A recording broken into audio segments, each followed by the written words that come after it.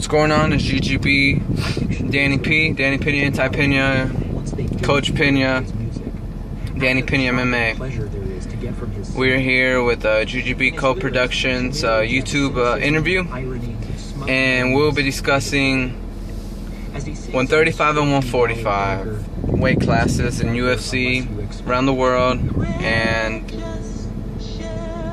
let's get to it. So, I fight amateur right now at 145, and I also fight 155. My most recent one was at 150, and my weight scale said I was heavy, but I winded up weighing like 150.5 or 150.2 in May at the Baton Rouge, at the La Belle at Baton Rouge in Louisiana. Currently 5-1 as an amateur right now, and fight at the end of this month, June 27th. At the end of this month, but I'll get in Louisiana. Hopefully the next one be in Texas. I know. But so we're here. So I'm gonna talk about 35 and 45. See, I think if people would jump some weight classes, this will definitely bring a really good perspective, or like it'll bring you some fresh air, some flavor. Keep it more interesting. So at 145, what I want to see to happen is Anthony Pettis drop to 145. Poirier could probably stay at 55. He looked really good in his last fight. But yes, it was supposed to be Aldo versus Pettis a long time ago, but I think they winded up both getting hurt, or Pettis got hurt. Hopefully, I don't know if he's ever made 145, but BJ Penn made it. Frankie Edgar's made it. Of course, Dustin Poirier. It was a great fight between Frankie Edgar and Uriah Faber. Frankie's done a lot of good stuff, man. I think him and Gray Maynard was a very interesting thing, because Gray Maynard is huge for 155, and Frankie was great at 155. He put up battles against Benson Henderson, and shout out to Benson Henderson for jumping up to 170. Another thing is,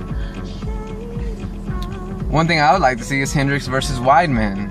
I think that would make for a very interesting fight. I think the only way Weidman could lose is if he fought someone who just had an unknown amount of power and who had good wrestling. But he's my number one. Number two would probably be Demetrius Johnson. So pound for pound, probably be Chris Weidman, then Demetrius Johnson. Anyway, I would like to see Demetrius Johnson come up to 35 as well. Him versus Barral would be very nice. I'm at Dillashaw. I'm tripping. Champion versus champion. Dillashaw. Hopefully Dominic Cruz gets healthy. But Dillashaw's a man right now. I think they're fixing to do a Dillashaw Barral too. That one Russian guy, or I don't know what it was, but he beat Soto, who was a former champion, and did very well. And I look forward to him fighting some more. I think 35 and 45, they're creeping, but they're going to be the most interesting weight classes. I think Conor might be Aldo, Jose Aldo, this pay-per-view coming up. Man, I wish it would come up soon, but it's in July. But I still think Frankie could beat McGregor. Ricardo Lamas would put him on the test, but I don't think he would beat McGregor. I think McGregor would beat Lamas, and I think McGregor would beat Jose Aldo, because their bad styles make fights. But Chad Mendes, Clay Guida, and Frankie Edgar would give Conor a good run for his money. But I'm rooting for Conor, man, because I've seen Jose been champion for too long.